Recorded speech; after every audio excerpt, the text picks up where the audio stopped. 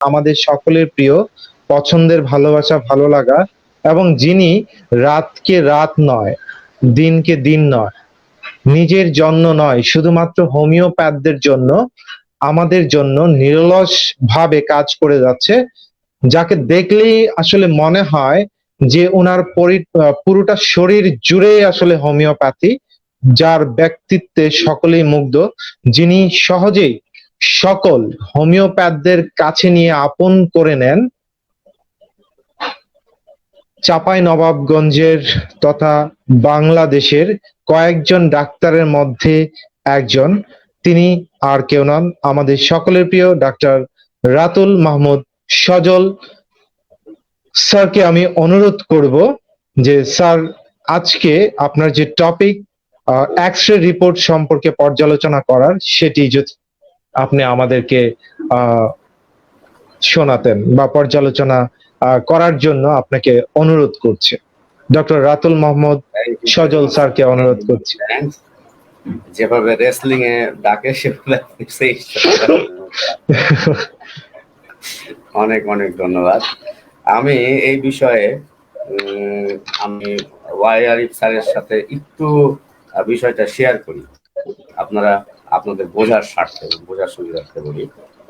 পৃথিবীর সমস্ত মানুষ আলাদা, এইটা প্রত্যেকটা হোমিওপ্যাথি ডাক্তারের বোঝা খুব জরুরি। আমরা যে বলি যে রোগ নয় রোগীর চিকিৎসা করো, এই কথাটা কিন্তু যে অর্থে এবং যে আঙ্গিকে বোঝানো হয়েছে, এই কথাটা প্রথম বলেছিলেন ডক্টর উড। যে আঙ্গিকে উনি বলেছিলেন সেইটার গভীরে প্রবেশ আমরা কিন্তু করতে পারি না অধিকাংশ ক্ষেত্রে, এবং এজন্য রোগকে আমরা সব সময়ের জন্য ইগনোর করি এবং বলা হয় যে রোগের নাম জানার কোনো প্রয়োজন নাই। রোগের নাম যদি জানার প্রয়োজন না থাকে, রোগ না থাকলে তো রোগই হয় না কখনো, এটা স্বাভাবিক। আসলে বিষয়টা হচ্ছে যে এখানে একটা বিশেষ কথা উজ্জ আছে। আমরা এটাকে বলি যে treat the patient not the disease. First এই কথাটা বলি। এখানে একটা ছোট্ট একটা শব্দ উজ্জ আছে। আপনারা যদি কাগজ কলম নিয়ে বসেন এবং যদি আপনারা লিখেন ট্রিট দ্য পেশেন্ট, ছোট একটা স্পেস দেন, তারপরে লিখেন নট দ্য ডিজিজ, এর ডিজিজের আগে যদি ছোট একটা স্পেস দেন, দিয়ে তারপরে জাস্ট সিমটম শব্দটা বসিয়ে দেন, দেখেন এর অর্থটা আপনাদের কাছে একেবারে পরিষ্কার হয়ে যাবে। অর্থাৎ রোগীর লক্ষণের চিকিৎসা, রোগের লক্ষণের না। Treat the symptoms of the disease, sorry, treat the symptoms of the patient not the symptoms of A disease. কোনো অসুখের লক্ষণগুলো না। এখন অসুখের লক্ষণগুলো কি, এইটা যদি আপনি না বোঝেন তাহলে আপনি একটা মানুষকে ইন্ডিভিজুয়াল করতে পারবেন না। সাপোজ কার্পাল টানেল সিনড্রোম, আমি এর আগে বলেছিলাম খুব কম homeopathy doctor carpal tunnel syndrome সম্পর্কে জানে, বা রাইটার্স ক্র্যাম্প। রাইটার্স ক্র্যাম্প হলে কি হয়, প্রত্যেকটা রাইটার্স ক্র্যাম্পের রোগীর হাত কাঁপে লিখতে গেলে এবং সে লিখতে পারে না। আমরা রাইটার্স ক্র্যাম্প বলতে বুঝি যে হাতে ক্র্যাম্প মানে আক্ষেপ, খিচুনি। তো আসলে খিচুনি না, রাইটার্স ক্র্যাম্প হচ্ছে তার হাতে লেখার সময় কম্পন, সে কাঁপবে, সে লিখতে পারবে না। এবং অ্যালোপ্যাথি ডাক্তার তাকে বলবে যে আপনি বাম হাতে লেখা প্র্যাকটিস করেন। পৃথিবীর যতগুলো টিউবারকুলোসিসের রোগী আছে, সমস্ত টিউবারকুলোসিসের রোগী একই রকম। শুধু একটা বিষয় মনে রাখবেন, পৃথিবীর সমস্ত মানুষ আলাদা, পৃথিবীর সমস্ত ওষুধ আলাদা, এবং পৃথিবীর সমস্ত রোগী আলাদা, রোগ আলাদা। এই যে রোগ রোগী আলাদা, আপনি রোগটাকে যদি না চিনতে পারেন আপনি একদম রসাতলে গেলেন।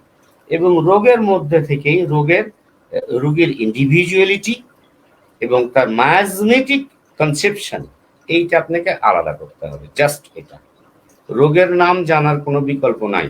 আর রোগের নাম না জানা কারণে আমরা হোমিওপ্যাথিতে অনেক বেশি পথভ্রষ্ট হই, প্রতিনিয়ত পথভ্রষ্ট হই, আর মানুষকে পথভ্রষ্ট করতেই থাকি। এই যে করতে থাকা, এইটা ঠিক না। এবং আমরা মানুষের বলা হয় যে একজন চিকিৎসক স্বাস্থ্যের রক্ষক, যিনি স্বাস্থ্য রক্ষা করবেন, যিনি মানুষকে সুস্বাস্থ্য প্রদান করবেন এবং হ্যানিম্যানের নীতি অনুযায়ী তিনি তার পূর্ব স্বাস্থ্য ফিরিয়ে দিবেন, সেইটা আমরা কতটা করতে পারি, এইটা কিন্তু একটা প্রশ্নবিদ্ধ বিষয়। এটার জন্য যে বিষয়গুলো জরুরি জ্ঞান দরকার, আজকে আমাদের ওয়াই আরিফ স্যার বললেন, দেখেন যে একটা দম্পতি আসছেন যাদের সন্তান হয় না। আমাদের দেশে মনে করা হয় যে সন্তান হয় না মানে মেয়েরা দায়ী, একদম সারাসার সব মেয়েকে দায়ী করে দেওয়া হয়, তোমার জন্য বাচ্চা হচ্ছে না। এবং এর আগে একটা সময় ছিল যখন একটা পুরুষ একাধিক বিয়ে করত, 3টা 4টা 5টা পর্যন্ত বিয়ে করেছে সন্তান ধারণের জন্য। কারণ তাদের মনের একটা বদ্ধমূল ধারণা ছিল যে তার কোনো সমস্যা নাই, তার কোনো সমস্যা হতে পারে না। কিন্তু দেখেন যে অ্যাজিওস্পার্মিয়া, অলিগোস্পার্মিয়া, নেক্রোজোস্পার্মিয়া, অ্যাস্থিনোজোস্পার্মিয়া, এগুলো শুক্রকীটের বিভিন্ন ধরনের ফিক্যাল সমস্যা। একটা দম্পতি আসলে পরে আপনি একটা মেয়েকে ওষুধ দিয়ে দিতে পারেন না, আপনাকে প্রথমে দেখতে হবে যে কে রুগী, রুগীটা আসলে কে। দম্পতিদের মধ্যে যদি স্বামী রুগী হয় আর আপনি যদি মেয়েটাই গাড়ির গাড়ি ওষুধ দিয়ে থাকেন, লাভ কি হবে? কোনো লাভ হবে না। আমি এই প্রসঙ্গে আপনাদেরকে একটা ছোট্ট ছবি দেখাই, দেখেন এই জন্য বিষয়গুলো জানা খুব দরকার এবং আমি মনে করি যে এই বিষয়গুলো আপনাদের একটু হলেও কাজে লাগবে।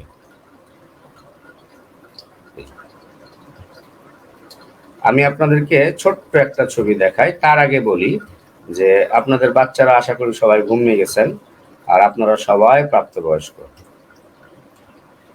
হ্যাঁ, আজকের এই মহতি উদ্যোগের, এই মহতি আলোচনায় আপনারা এসছেন, সবাইকে অনেক অনেক শুভেচ্ছা এবং স্বাগতম। পায়াপ্রিজম বা পায়াপ্রিজম যেটা বলা হয় সেটা হচ্ছে যে লিঙ্গ উত্থান হয়ে থেকে যাওয়া, কোন রকম যৌন উত্তেজনা ছাড়াই। আমাদের হোমিওপ্যাথিতে যদি ওষুধ দেখেন, পায়াপ্রিজম বলে কোনো ওষুধ নাই, দেখবেন যে ইরাকশন, ল্যাবরেটরি বুঝলে দেখবেন ইরাকশন, এবং এটার জন্য ইরাকশনের জন্য অনেকগুলো ওষুধ আছে। কিন্তু এই ইরাকশনটা যদি এক টানা 36 ঘন্টা অথবা তার অধিক থাকতে থাকে, তাহলে এই ছেলেটার বা এই মানুষটার পুরুষত্ব নষ্ট হয়ে যাবে, অর্থাৎ পেনিস নষ্ট হয়ে যাবে। আপনারা যদি মনে করেন যে এটা নেটে সার্চ দিবেন, প্রিজম বা প্রায়াপ্রিজম বলে যদি সার্চ দেন, দেখবেন আপনারা পাবেন যেটা এটা এক ধরনের পেনিসের স্ট্রোক। লিঙ্গে রক্ত সঞ্চালন ঘটে, তারপর সেটা আর ব্যাক করতে পারে না। এটার জন্য কি আপনার একজন ডাক্তার হিসেবে এই ম্যানেজমেন্টটুকু জানার দরকার নাই যে এই মানুষটা 36 ঘন্টার পরে যদি ব্যবস্থা না গ্রহণ করে তাহলে এ পুরুষত্বহীন হয়ে যেতে পারে এবং এর লিঙ্গে পচন ধরতে পারে পরিপূর্ণভাবে, এবং সে পুরুষত্বটা হারাবেই, তার লিঙ্গ পচে যাবে, নষ্ট হয়ে যাবে। আমি এরকম রোগী একাধিক দেখেছি যারা হোমিওপ্যাথি ডাক্তারদের দ্বারা ক্ষতিগ্রস্ত হয়েছে। শুধুমাত্র এই জ্ঞানটুকু হবে যে এটা একটা লিঙ্গের স্ট্রোক। তো অন্তত মানুষের জীবন নিয়ে আমরা যেন না খেলাধুলা করি।